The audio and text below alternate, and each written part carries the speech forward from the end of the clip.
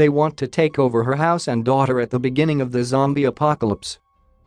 Hello everyone, this is Jacobson and this is the second part of a recap of the second season of the zombie series Black Summer. See the links in the description for the beginning of the story. For all zombie fans, this is a must-see.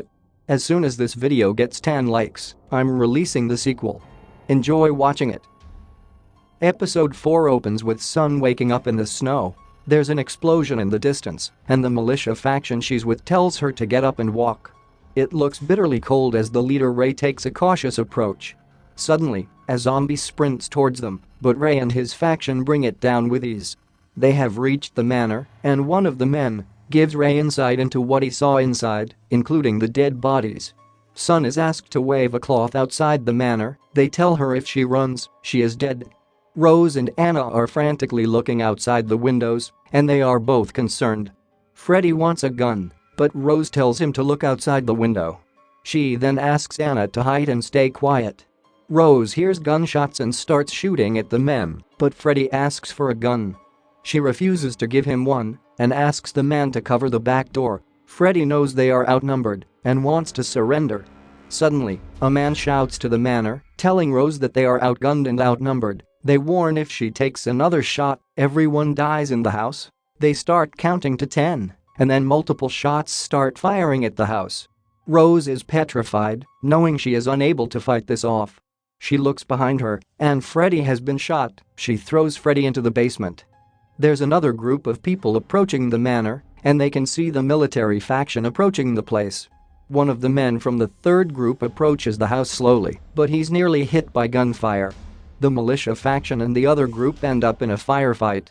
The man ends up in the basement, and he's attacked by Freddy, the zombie.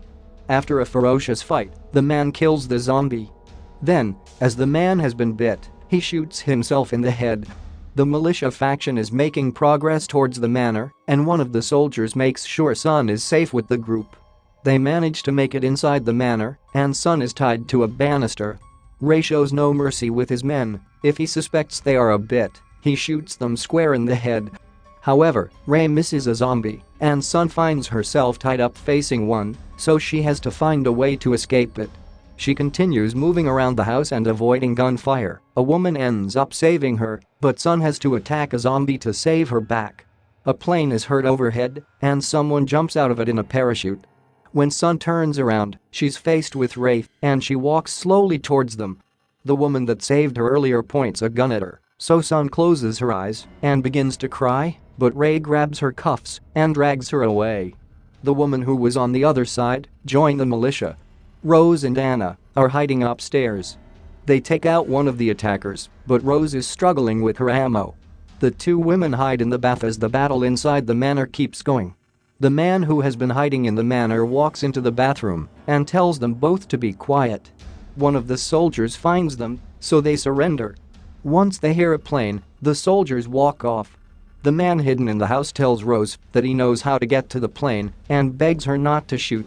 Rose asks the man to back up as he leads the way. The trio leaves the manor. The war is over. We return to Spears, who is hungry and desperate. He finds an empty packet of crisps and tries to eat the crumbs, but there's nothing there. A truck then drives by on the road and pulls up, so Spears hides behind a tree. When Spears reaches the road, a man, Braithwaite, finds him and gives him water. He claims to recognize him, but Spears is not sure and tests him, asking what his name is. Braithwaite says he is good with faces, but not names. He calls him Kevin, but that makes Spears even more paranoid. Braithwaite tells Spears that they need to get off the road quickly and double up like two brothers. After plenty of small talk with each other, Spears finally relaxes and gives his name. He follows Braithwaite. The two men make their way through the woods. Suddenly they see a man on a horse, so they get to the ground, and Braithwaite aims with his gun. The horse rider keeps riding, and no trouble is caused. Spears tells Braithwaite to stop messing around by giving him different names. Braithwaite tells him that it's a free country, and he can walk wherever he wants. They come across a struggling zombie, so Braithwaite tells Spears to kill it with a rock. He then provides Spears with alcohol and a gun. Braithwaite decides to make a fire. Now enjoying the fire, Braithwaite tells Spears that he is Big James' little brother, and Spears swigs his alcohol. The pair reminisce now they understand where they are both from. They drunkenly enjoy their conversation with each other. Braithwaite then talks about bygones, and the conversation dampens slightly. Spears suddenly wheezes, so Braithwaite wants to check out his wound. The men end up fighting each other like dumb, drunken, brawling men. Braithwaite wakes Spears up, it's raining badly, and they can hear a horse galloping nearby. They can hear screaming and growling in the distance, and both men are unsure what to do. Spears is still struggling, and Braithwaite asks again how bad his wound is. When he looks at it, he tells him it is infected. The men keep moving through the rain, chit-chatting. Braithwaite tells Spears that he's never ridden a horse before, and he likes how pretty they are when they run. Suddenly, they hear the zombies, so they keep fleeing and shooting them down. The two men finally find a house, head inside, and shut the doors. When they look around the place, there's writing all over the wall. It's about an ascension. They noticed blood on the floors. When they go upstairs, there are loads of dead bodies, all in yellow clothing. A man sits in the middle of the dead bodies, and he tells them, "You made it," and says he has been waiting for them. He passes Spears a pistol.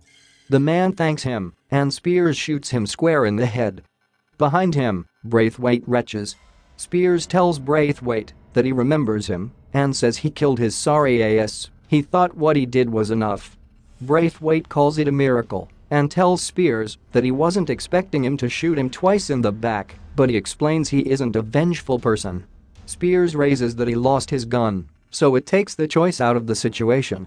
Suddenly, the pale horse walks down the river banks, and Braithwaite is mesmerized by it. A single tear leaves his eye, and then Spears points the gun at the back of his head. He doesn't shoot, and Braithwaite walks off.